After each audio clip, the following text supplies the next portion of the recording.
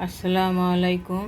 আজকে বানিয়ে দেখাবো রেডিমেড মশলা দিয়ে বেহারি কাবাব বানিয়ে ঝটপট বানিয়ে খেতে পারবেন বাসায়।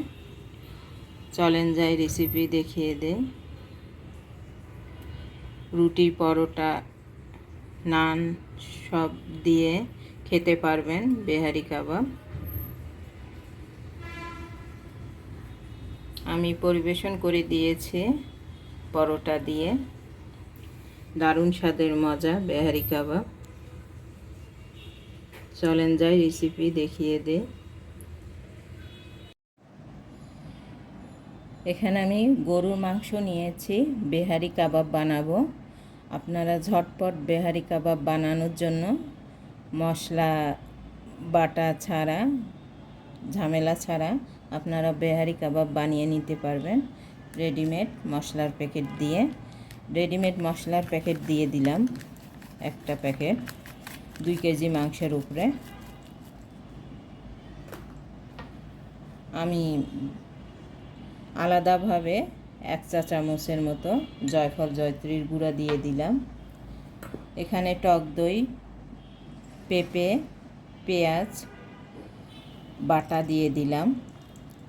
পেঁপেটা দিলাম মাংসটা সফট করবে সেজন্য। টক দই 2 টেবিল চামচের মতো দিছি। আর ঘি দিয়ে দিব 1 টেবিল চামচ।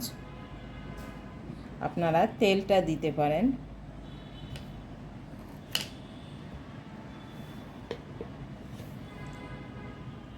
লবণ দিব স্বাদ মতো। লবণ দিয়ে ভালো করে মাখিয়ে নিব। মাখিয়ে আমি সারা রাতের জন্য রেখে দিব। কালকে আমি বেহারি কাবাবটা ভেজে নিব।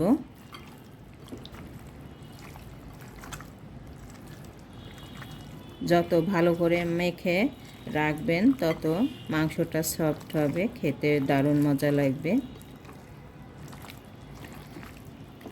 যাদের বাসায় ঝামেলা তারা প্যাকেট মশলা কিনে নিয়ে আসে, বাসায় সুন্দরভাবে রেস্টুরেন্টের মতো করে খেতে পারবেন বিহারি কাবাব বানিয়ে।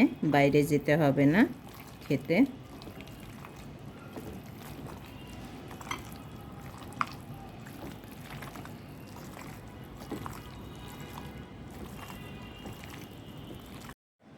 পেঁয়াজ বেরেস্তা দিয়ে দিয়েছি, দিয়ে আবার ভালো করে মাখিয়ে নিব। মাখিয়ে আমি নর্মাল ফ্রিজে রেখে দিব সারা রাতের জন্য।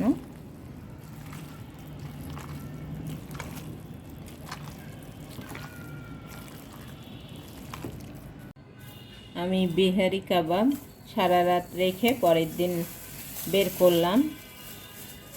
এখন মাংসটা আমি ভালো করে আবারও মাখিয়ে নিব।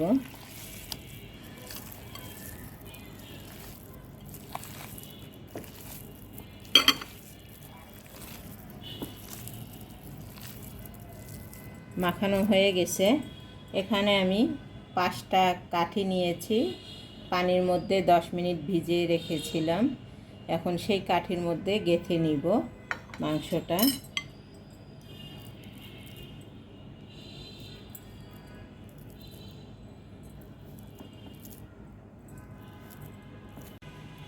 আমি এভাবে করে কাঠি কাবাব গেঁথে নিব সব। আমার বেহারি কাবাব কাঠির মধ্যে গেঁথে নেওয়া হয়ে গেছে। আর বাকিটা আমি ফ্রোজেনে রেখে দিব। এখানে একটা আমি গ্রিল প্যান বসিয়ে দিয়েছি। গ্রিল প্যানটা গরম হয়ে গেছে। 1 টেবিল চামচের মতো ঘি দিয়ে দিব ভাজার জন্য। ঘিটা গলিয়ে নিব। ঘিটা গলিয়ে গেছে। এখন আমি বিহারি কাবাব দিয়ে দিব।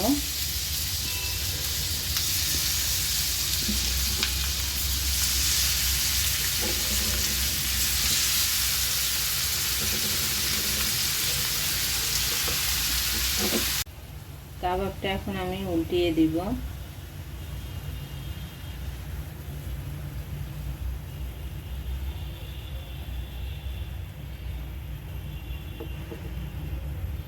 এভাবে উল্টিয়ে পাল্টিয়ে বেহারি কাবাব ভেজে নিব। আমার কাবাবটা এপিট ওপিট করে ভেজে নিয়েছি, সুন্দর সিদ্ধ হয়ে গেছে, সফট হয়েছে। আপনারা এভাবে করে বিহারি কাবাব রেডিমেড মশলা দিয়ে বানিয়ে খাবেন ঝটপট করে, ঝামেলা ছাড়া। রেসিপি ভালো লাগলে লাইক কমেন্ট সাবস্ক্রাইব করবেন, আমার পাশে থাকবেন। আল্লাহ হাফেজ, আসসালামু আলাইকুম।